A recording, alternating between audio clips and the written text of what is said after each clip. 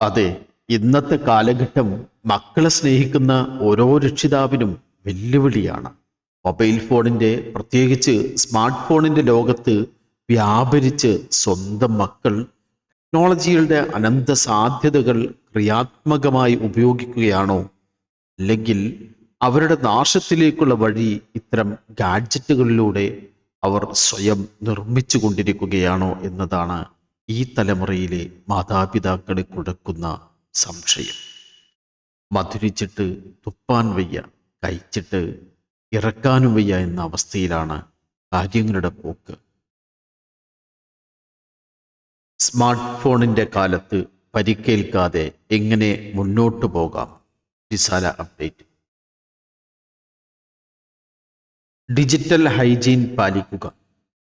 Digital hygiene എന്നാൽ പേര് സൂചിപ്പിക്കുന്നത് പോലെ ഡിജിറ്റൽ ലോകത്തെ ശുചിത്വമാണ്. അതായത് നമ്മുടെ ഓൺലൈൻ വിവരങ്ങളുടെയും ഡിജിറ്റൽ ഉപകരണങ്ങളുടെയും സുരക്ഷയും പരിപാലനവും ഉറപ്പാക്കുന്നതിനുള്ള നടപടികളാണ് ഡിജിറ്റൽ ഹൈജീൻ കൊണ്ട് ഉദ്ദേശിക്കുന്നത്.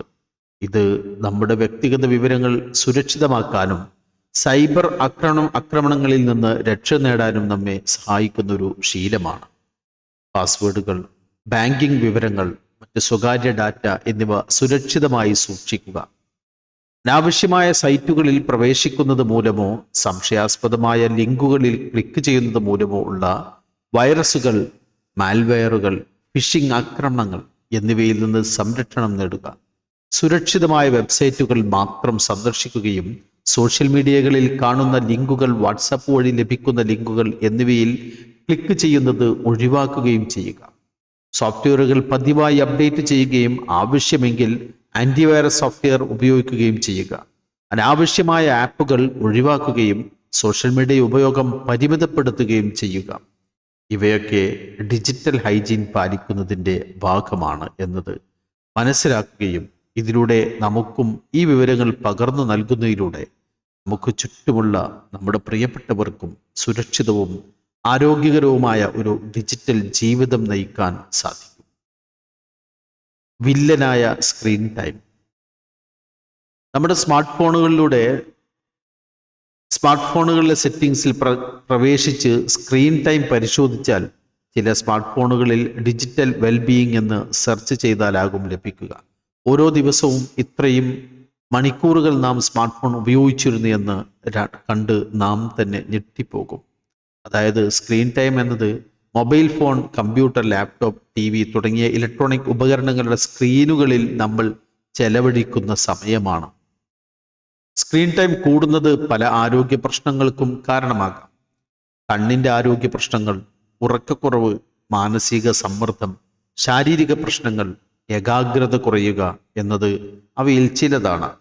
ഇത്തരം കാര്യങ്ങൾ കൊണ്ട് സ്ക്രീൻ ടൈം എല്ലാവരും നിയന്ത്രിക്കേണ്ടത് അത്യാവശ്യമാണ്.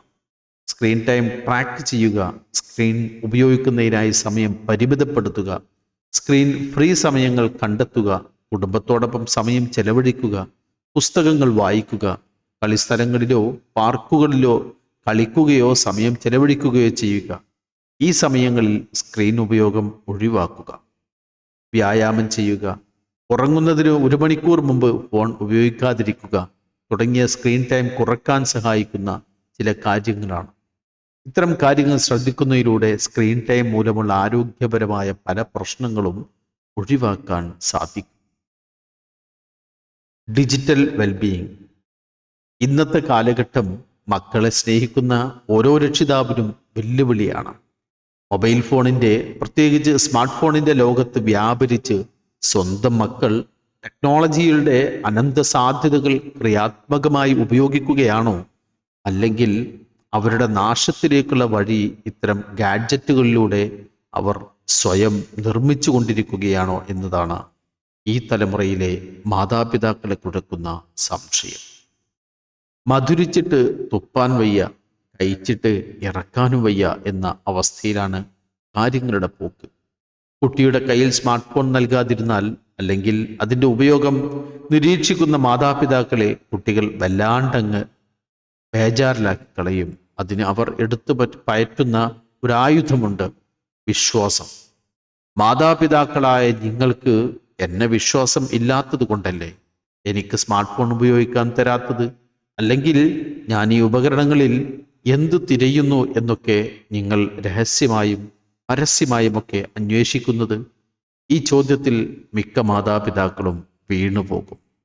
എൻ്റെ മക്കളെ എനിക്ക് പൂർണ്ണ വിശ്വാസമാണ് എന്ന് തെളിയിക്കാൻ അവർ സ്മാർട്ട് ഫോണുകൾ മക്കളുടെ സർവ്വ നിയന്ത്രണത്തിനും വിട്ടുകൊടുക്കും. എല്ലാ കുട്ടികളും മോശക്കാരാണെന്നോ അവരെല്ലാം സ്മാർട്ട് ഫോൺ ഉപയോഗിച്ചാൽ നശിച്ചു പോകുമെന്നോ എന്നൊന്നുമല്ല പറഞ്ഞു വരുന്നത്. ഇന്റർനെറ്റിന്റെ ലോകത്ത് സൂര്യന് താഴെയുള്ള എന്തും പഠിക്കാൻ അവസരമൊരുക്കുന്ന ഒരു ലോകത്ത് കുട്ടിയെ വ്യാപരിക്കാൻ അനുവദിക്കണം. അല്ലെങ്കിൽ അവർ അത്തരം അവസരങ്ങൾ കിട്ടുന്ന കുട്ടികൾക്ക് മുന്നിൽ, അല്ലെങ്കിൽ വളരെ വേഗം മാറിക്കൊണ്ടിരിക്കുന്ന ഇന്നത്തെ ലോകത്ത് പിന്നിലായി പോകും. അപ്പോൾ എന്താണ് ഇതിനൊരു പരിഹാരം എന്നുള്ള ചോദ്യത്തിന് ഒരേ ഒരു ഉത്തരമേ ഉള്ളൂ. എല്ലാവരും സ്മാർട്ടാകുന്ന ഈ ലോകത്ത് രക്ഷിതാക്കളും സ്മാർട്ടായി മാറുക എന്നത്. കുട്ടിയുടെ സ്വകാര്യതയെ മാനിച്ചുകൊണ്ട് കുട്ടികളുടെ മൊബൈൽ ഉപയോഗവും ഇന്റർനെറ്റിൽ കുട്ടി കാണാൻ പാടില്ലാത്തത് ഒരു പരിധിവരെയുള്ളത് നിയന്ത്രിക്കാനും വിവിധ പാരന്റൽ ആപ്പുകൾ ഉപയോഗിക്കുന്നതിലൂടെ സാധ്യമാകും. ഗൂഗിളിന്റെ ഫാമിലി ലിങ്ക് എന്നൊരു ആപ്ലിക്കേഷൻ അത്തരം ചൈൽഡ് സൂപ്പർവൈസിംഗ് സാധ്യമാക്കുന്ന ഒന്നാണ്. പണം വാങ്ങി ഉപയോഗിക്കാവുന്ന മറ്റു നിരവധി ആപ്ലിക്കേഷനുകളും പ്ലേ സ്റ്റോറുകളിലും ആപ്പ് സ്റ്റോറുകളിലും ഉണ്ട്. ഫോൺ ചോർത്താൻ സഹായിക്കുന്ന ആപ്പ്, അല്ലെങ്കിൽ മക്കളുടെയോ പങ്കാളിയുടെയോ വാട്സപ്പ് ഹാക്ക് ചെയ്യാൻ സഹായിക്കുന്ന ആപ്പ് എന്നൊക്കെ ആരാഞ്ഞ് ആരെങ്കിലും ഏതെങ്കിലും വീഡിയോയിലോ ബ്ലോഗിലോ ഒക്കെ പറയുന്ന ആപ്പുകൾ ഉപയോഗിച്ചാൽ ഫലം വിപരീതമായിരിക്കും. ഫോണിലെ വിലയേറിയ നിങ്ങളുടെ സ്വകാര്യ വിവരങ്ങൾ ആ ആപ്പ് ഉണ്ടാക്കിയവൻ കൊണ്ടുപോകും.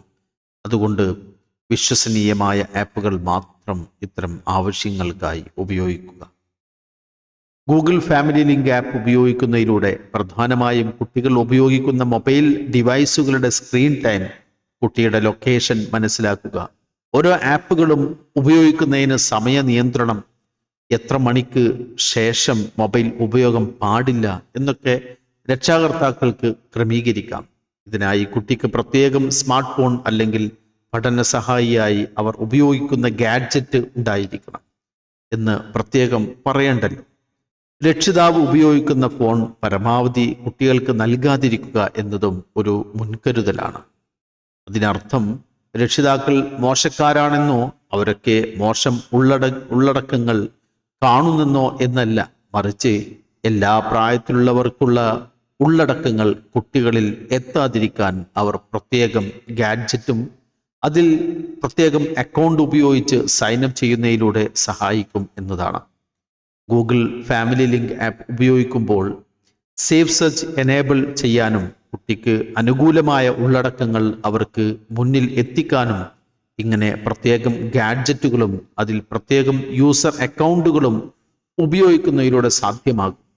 13 വയസ്സാകാത്ത അല്ലെങ്കിൽ സ്വന്തമായി ഇമെയിൽ വിലാസം ലഭിക്കാത്ത കുട്ടികൾക്ക് രക്ഷിതാവ് തന്നെ ഒരു സെക്കൻഡറി മെയിൽ ID തുടങ്ങി അത് ഉപയോഗിച്ച് പാരന്റ് സൂപ്പർവിഷന് വേണ്ടി ആ ID കുട്ടിക്ക് ഉപയോഗിക്കാൻ നൽകുക.